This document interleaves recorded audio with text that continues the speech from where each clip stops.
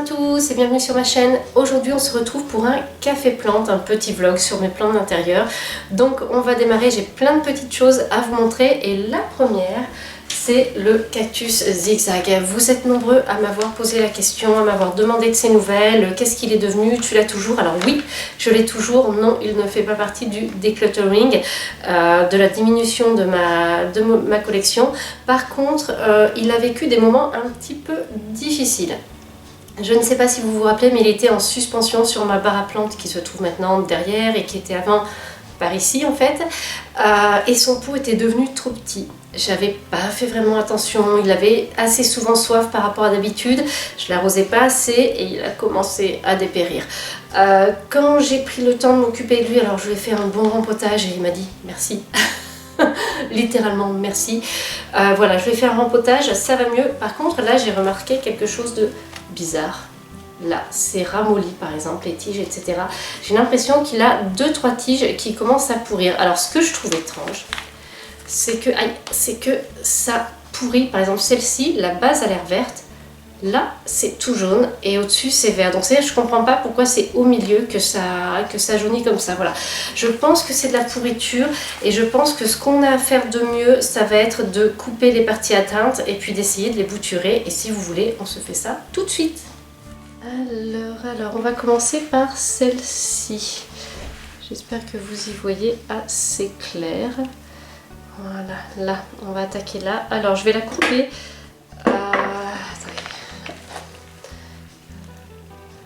Là, vraiment, je vais couper à ras pour être sûre. Je pense que c'est de la pourriture. Hein, et je voudrais être sûre que ça ne...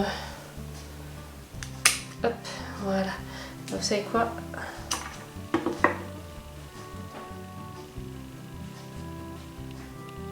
Voilà, je sais pas si on voit vraiment bien.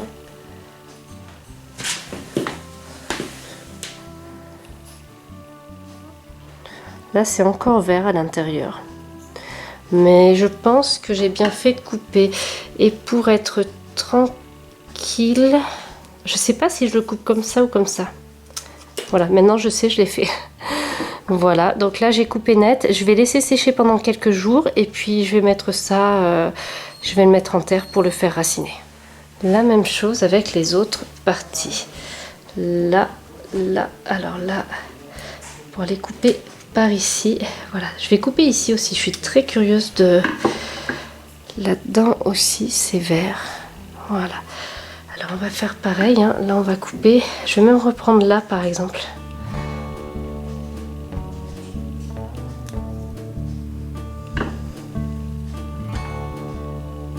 Voilà, on a 2 tiges et là on a 7 tiges.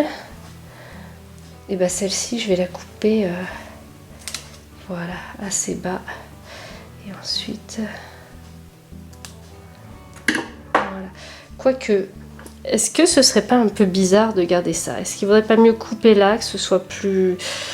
Ouais, on va se faire ça. Voilà. Alors,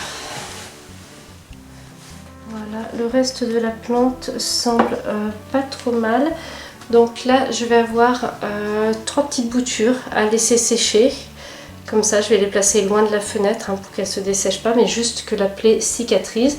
Et puis voilà, donc lui il va retourner à sa nouvelle place. Et je vais en profiter pour vous montrer, quand je fais ce genre de choses, je désinfecte systématiquement mon sécateur. Déjà j'essaie de le faire à chaque fois que je m'en sers pour être sûre de ne pas passer quelque chose à une autre plante. Mais là quand je vois qu'il y a un souci, je désinfecte. Hein. J'en fais une obligation quoi. Voilà. Voilà, je désinfecte à l'alcool à brûler, ça fonctionne très bien. Et voilà.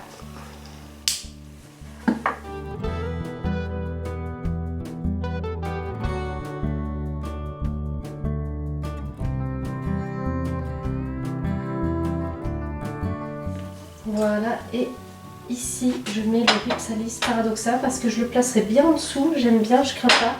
Mais j'ai un peu peur que Loulou le fasse tomber, on ne sait jamais. Donc voilà, comme je l'adore. Franchement, regardez les pousses qu'il a faites. Grandy à vue d'œil sur Instagram, je vous l'ai montré, c'est juste de la folie. Voilà, regardez-moi ça, si c'est pas chouette. Tadam. Et j'ai un peu réaménagé mon étagère quand même. Et regardez, elle, depuis que je l'ai arrosée et fertilisée, là elle est repartie, mais de dingue. De dingue, elle est magnifique alors que le feuillage avait pâli et habituellement c'est la lumière, mais là j'avoue qu'avec un arrosage et une petite fertilisation, là elle est une nouvelle feuille et tout. Et là j'ai toujours l'autre, celle qui avait été croquée par les chenilles, et c'est pareil, vous voyez, ça y est, il y a des nouvelles feuilles, donc voilà. Et dehors, regardez, les feuilles apparaissent sur les arbres et ça c'est magique. On continue le café plante avec un haricot magique. J'avais acheté ça sans trop savoir ce que c'est. A priori, ce serait un petit haricot avec un petit cœur dessus peut-être. En tout cas, à faire pousser. Et je vais tester ce kit. J'ai jamais utilisé ça. Je sais pas du tout si ça va fonctionner, à quoi ça va ressembler. Donc, on va voir ça. Écoutez, j'ouvre. J'ai mis un petit plateau parce que je ne sais pas du tout. Ouh! Déjà, oh là, bah heureusement que j'avais fini le café, on va dire, parce que on va essayer de récupérer, parce que je sais pas, ça doit être c'est peut-être là-dedans qu'on va le faire pousser. Alors, qu'est-ce qu'il faut faire? On ouvre, on vide, a priori on vide. Ah, regardez! Oh, ça y est, je suis amoureuse là. Tadam! Un petit haricot en forme de cœur. Ah bah, enfin non, pas en forme de cœur, n'importe quoi, avec un cœur gravé dessus. Voilà. Oh, trop mignon, choupi.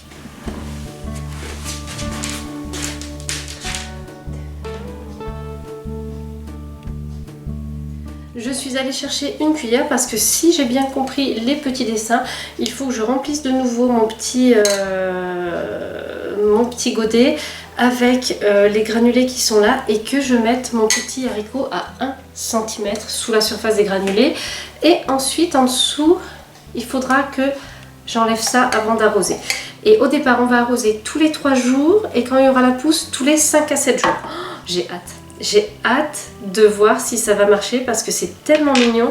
Ça, c'est expérimental. Allez, hop, la panière, t'es jolie. Mais pousse-toi. Go! C'est mignon comme tout, comme petit truc. Et j'ai pas voulu le faire plus tôt en hiver parce que bon, l'hiver, c'est pas la meilleure saison quand on sème un truc. Et là, mon haricot, s'il pousse vraiment, peut-être que je pourrais le mettre sur le balcon après. Et ça, ce serait vraiment une chouette idée. J'avais fait des haricots une année. Je sais pas pourquoi j'en ai pas refait depuis. J'ai plus de graines. Et comme on est en plein confinement, il n'y a pas 36 000 choix. Voilà. Je vais essayer de tout remettre. J'en ai plein les doigts.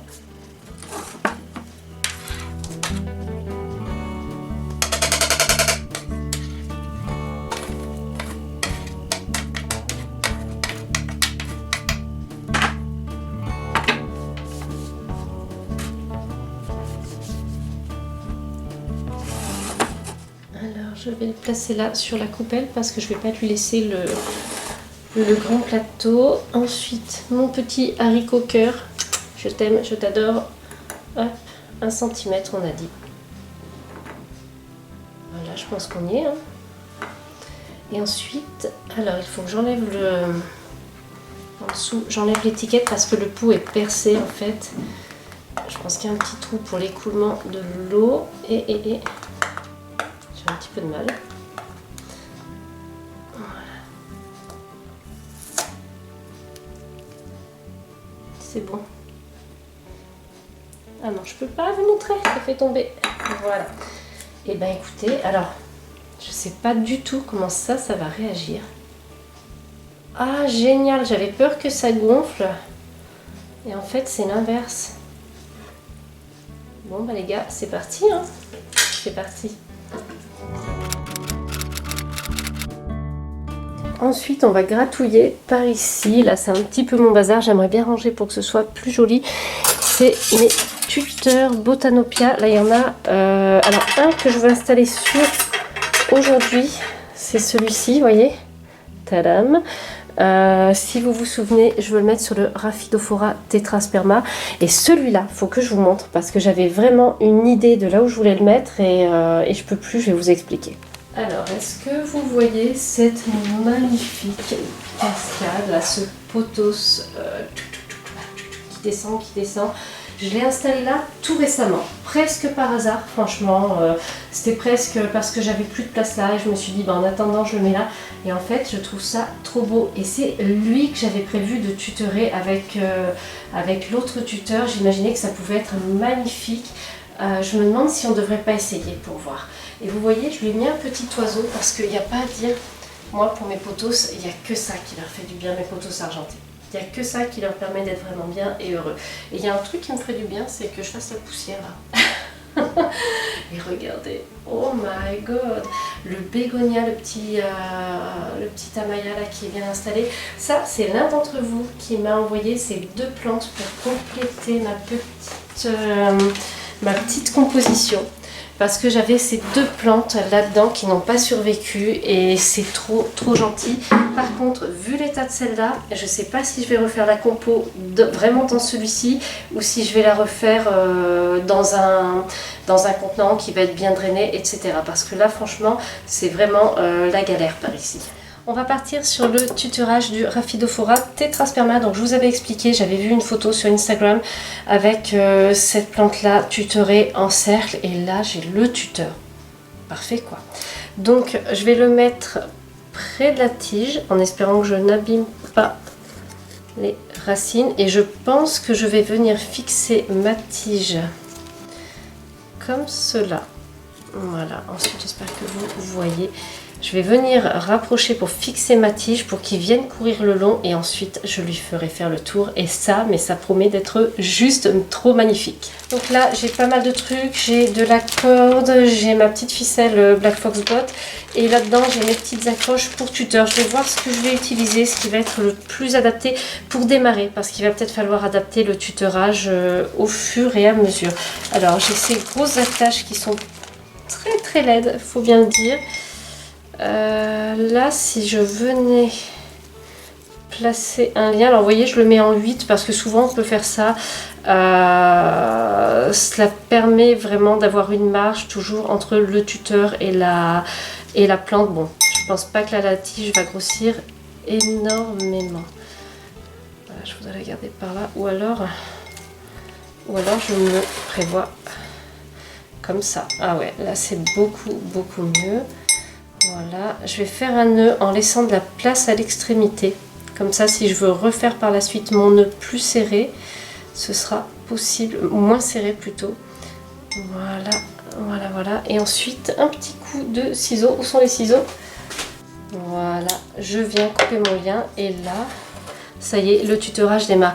Et je ne sais pas si vous voyez bien, mais là, les deux dernières feuilles, elles ont poussé vraiment proches l'une de l'autre. Et s'il pouvait toujours rester à me faire des feuilles comme ça, assez rapprochées pour être bien fournies, eh bien, ce serait parfait.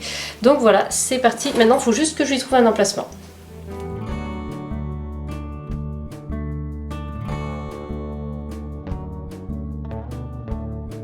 Alors ça du coup c'était l'ancien cache-pot, j'ai laissé quelques billes d'argile au fond, on va voir, il a du mal à s'intégrer au décor celui-ci, il serait mieux dans ma chambre. Je l'aime beaucoup, hein, je le trouve super fun et tout, mais j'ai du mal à l'intégrer dans le séjour ou dans le bureau. Et j'adore tous les ananas à l'intérieur. Je voulais vous montrer un petit peu ma desserte à plantes. Il y a du neuf. Alors il y a celui-ci, le Lepismium bolivianum. Une partie avait pourri, hein. Donc j'ai tout enlevé, sauf les pousses qui sont encore vertes. Et il est en train de me faire des petites pousses. Donc je pense que là il repart de plus belle. J'en vois même une. Là, vous voyez. Vraiment mini. Donc là, il est en train de repartir. Et là, j'ai placé mon philodendron White Princess ici. Et regardez. Cette merveille des merveilles. Il est en train de faire une nouvelle feuille. Et ça a un côté vraiment... vraiment magique. Vous voyez ça? C'est superbe, c'est superbe. Je laisse faire, il a l'air de bien se développer. Je l'ai sorti de la plantagère parce qu'il commence à devenir trop haut. Donc j'espère qu'ici il va vraiment se plaire et qu'il va bien se développer. Pour l'instant je ne le tuteur pas, il tient bien tout seul par lui-même. Donc on va voir. Et après au fur et à mesure de sa croissance on verra. Là aussi j'ai une nouvelle feuille. Là c'est vraiment une plante qui se développe bien et que je suis ravie d'avoir à la maison. Dans la catégorie des fails, des choses qui ne marchent pas, c'est mon Oxalis DPI qui ne repart pas. Je me demande ce qu'il a, ça doit bien faire un mois que je l'ai remonté. Donc là je suis, je sais pas, je suis perplexe. Je suis à deux doigts de le mettre dehors pour le laisser faire sa vie et voir si les bulbes repartent. Je me demande si je l'ai sorti trop tôt peut-être de la cave parce qu'il a peut-être pas eu assez de temps, enfin je sais pas. J'ai dû faire une boulette où je l'ai pas laissé, je l'ai mis peut-être en repos trop tôt et il n'avait pas eu le temps de préparer de se régénérer, je sais pas du tout. Là par contre mon petit noyau d'avocat gravé a ressorti une nouvelle pousse, donc c'est bon, il est reparti. Je ne sais pas si je le laisse en hydroculture ou si je le rempote comme on m'a conseillé de le faire, là je réfléchis encore. Tout récemment j'ai rempoté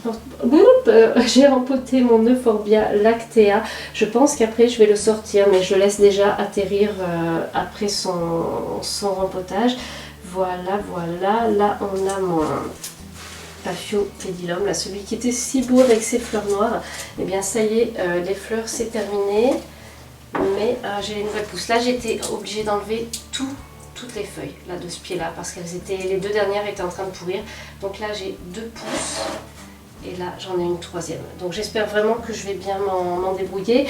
Ah, ceux qui ne me suivent pas sur Instagram n'ont pas vu que mon Euphorbia lactea White Ghost fait des nouvelles pousses. J'en ai une là et une là. Elles grandissent à vue d'œil.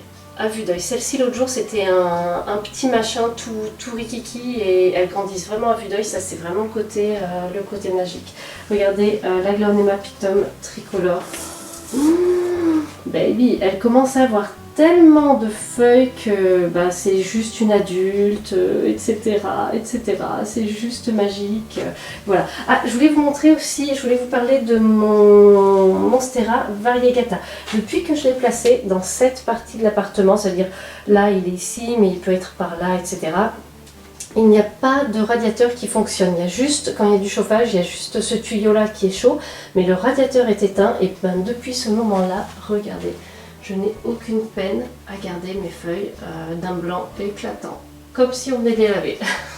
Bon, celle-ci est très panachée donc ne pose pas généralement de problème.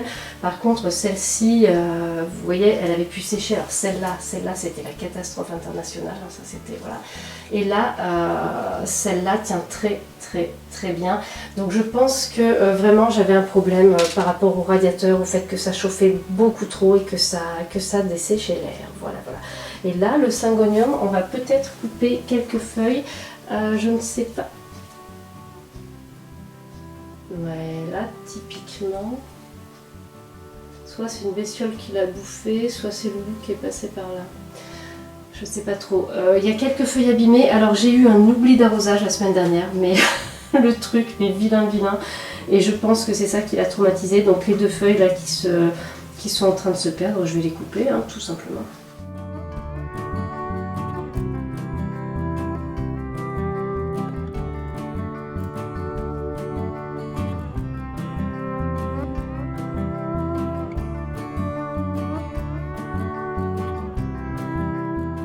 On termine là ce café plante. J'ai été ravie de faire un petit peu ce petit tour des plantes d'intérieur avec vous. On se retrouve très bientôt pour une nouvelle vidéo et probablement pour un autre café plante parce que j'ai vu plein d'autres choses à faire qu'on pourrait faire ensemble et ce serait super sympa. Merci d'avoir regardé cette vidéo jusqu'au bout et on se retrouve très bientôt pour une nouvelle vidéo.